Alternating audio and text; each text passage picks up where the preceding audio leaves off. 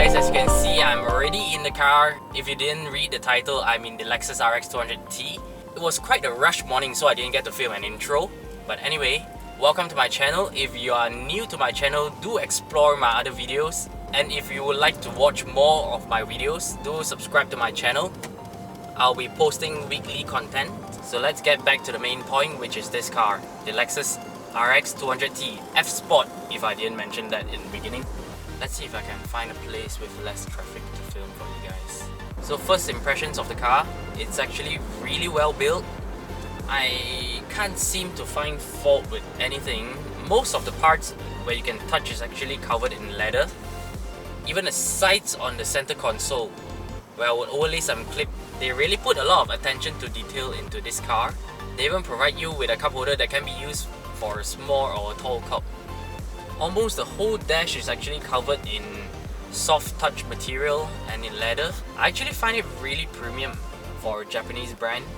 Everything seems to be put together really well in this car. I can't seem to find anything that is rattling or making noises. And the seats, this being a F-Sport variant of the RX200T, it's actually sort of a bucket seat. So it really hugs you.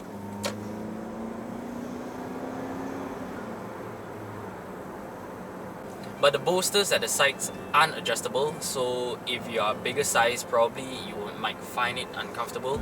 But I'm fine with it. So other things that differentiates this F Sport with the other RX versions is that you get a different wrap at the side of the steering wheel. This is in perforated leather with red stitching, which overall gives it a more sporty look. And also to remind you that you are in an F Sport, there's an F Sport badge at the bottom of the steering wheel. You also get a different gear knob wrap, different from the normal RX, as it is wrapped in perforated leather. Your pedals also look different from the normal RX as it's covered in aluminium, which I'll show you in a second. You see? Another prominent difference that you can see that it's an F Sport is the front grille, and also the chrome linings that you get at the bottom of the skirting, which you don't get in the normal RX variant. So you might think that being an F Sport, they just change things aesthetically. Well, there is something else that they change. In the F Sport, you actually get an adaptive variable suspension, which is supposed to make the suspension firmer when you want it to be. And that brings me to the driving modes of this car. Just like any other Lexus, this RX200T F Sport does come with Eco mode, normal and also sport. But as I said, it comes with the adaptive variable suspension. That's why you have an extra mode, which is the S+. So right now I'm actually in normal mode. I've been in normal mode since I left Lexus actually. I haven't explored the other driving modes. And oh my god, it's such a tight squeeze.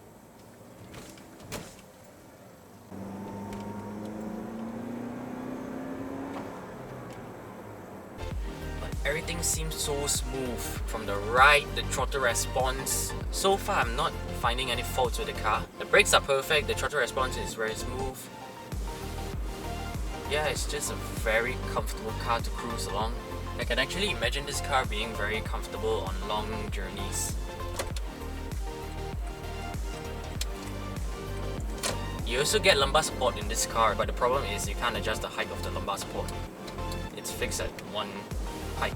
But it's not too bad. I'm actually 173 cm and it's fine for me.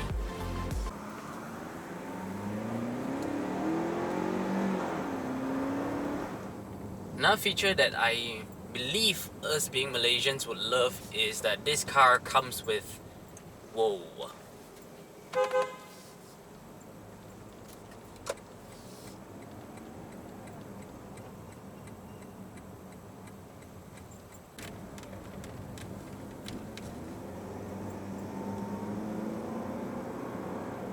Another feature that this RX has, which I believe most of us being Malaysians would love, is that it comes with ventilated seats. It actually has 3 fan speeds for the ventilated seats, so when you turn up high, it really cools your bottoms. What I mean is that it works lah, not just for show. But on the other hand, if you're afraid of cold, you do get heated seats as well. Also comes with 3 fan speeds.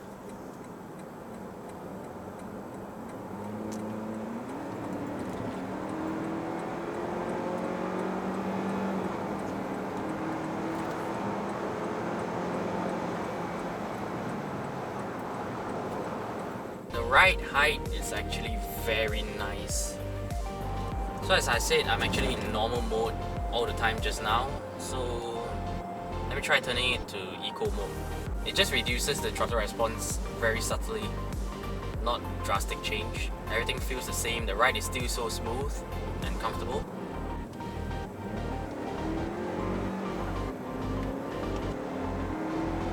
I really don't feel a difference in eco mode. But anyway, you're supposed to be light-footed during eco mode. If not, what's the point, right?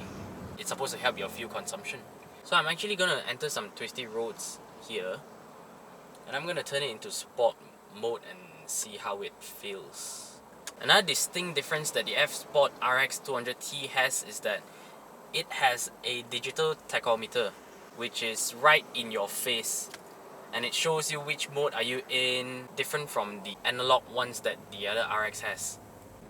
So I'm on this twisty bit, but there's a car in front of me. Let me just turn around and go through that twisty bit again. There was a car in front of me.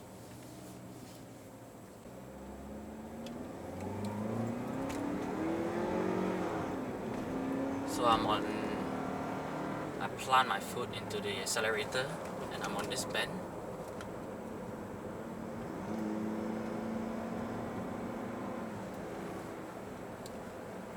It's really planted. Oh my god.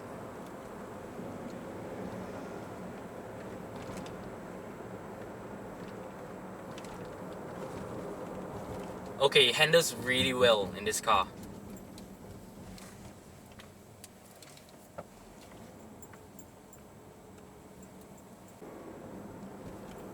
It feels so planted. For a big SUV like this, I wouldn't expect that. And this is a Lexus, guys. It actually feels sporty. It's sporty and comfortable at the same time. There is a slight roll, but it's not really that bad. Now that was just in sport mode. I wasn't even in S+. So let me try once going through the bend in S+ mode. Oh, by the way guys, this car actually comes with auto start stop function as well, but if you don't depress your brake firmly, as it would tell you on the digital screen, the auto start stop wouldn't switch on. What I mean is that you have to depress the brakes fully in order to allow the auto start stop function to work. So anyway, I'm just waiting for this light to go through the slight winding roads again in S+ mode.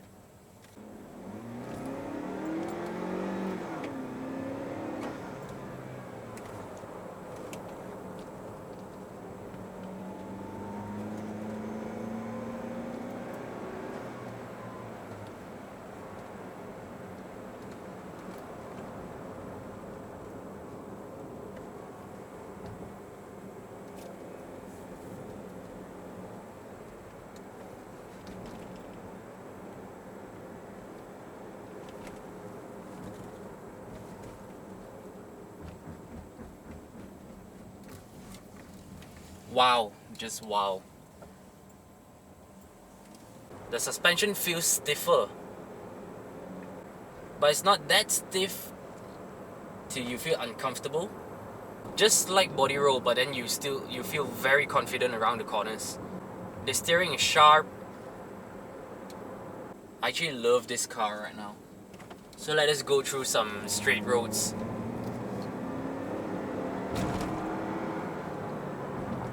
I'll be leaving it on in S+ when I go through the straights.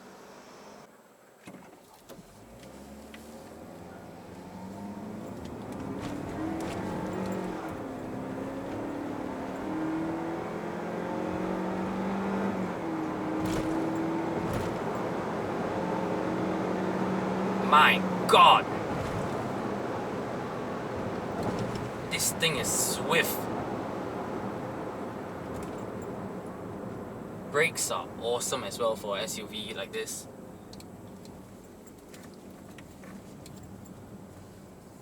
Oh, Sport Plus adjusts the weight of the steering as well. It makes the steering heavier, and I love it.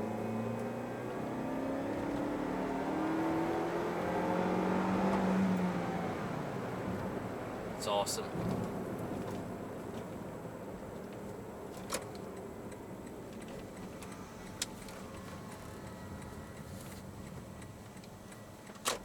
So I've just stopped by the roadside right now to talk to you guys a bit about this car.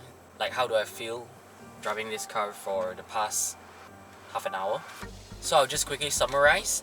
The car is actually very well built, and I can't seem to find... I had to move my car away because there was a leaf blower. So basically what I think about this car, I think it's really well built. Everything, like I said, nothing rattles. Everything feels so premium in here, and the ride is actually quite decent for an SUV, especially this being a F-Sport variant. It comes with the adaptive variable suspension, as I mentioned, where you can actually change the suspension to be firmer. It just gives you the confidence in corners when you turn it to S+. And looking at the center console, everything seems really clean. It's not cluttered. There are the conventional climate controls and also the CD player. The steering is sharp. It doesn't feel loose. It is a little light, but then when you get up to speed, it actually feels heavier. And especially in F-Sport, it actually makes the steering heavier. And technology-wise, the infotainment system that you get in this car does feel a little dated by the looks of it. But it's not very hard to use. Once you get used to it, it's quite simple. And I know a lot of you guys are going to mention about the cost of the car, and being F-Sport variant doesn't really help. But after driving this car and experiencing it, I would say I would actually consider one. I'm just being very realistic right here. I don't just talk about brands. Personally, I won't look at brand to buy a car. I believe in buying what I want rather than what the car brand is. What I mean is that the way it drives and everything, and you're happy with it, with what you're getting. So that's it guys for this video, and I hope you find it informative. I'll make sure to include any other things that I missed out in the video in the description, like features or whatever. And I hope you like the video. So if you're watching my video for the first time, do remember to subscribe if you like my videos and give me a thumbs up. I have contents coming out every week on Friday. Not to mention, if you prefer to watch a silent pure driving video of this car, do subscribe right now and stay tuned next week for the POV drive of this car. So once again, thank you guys for watching and see you soon.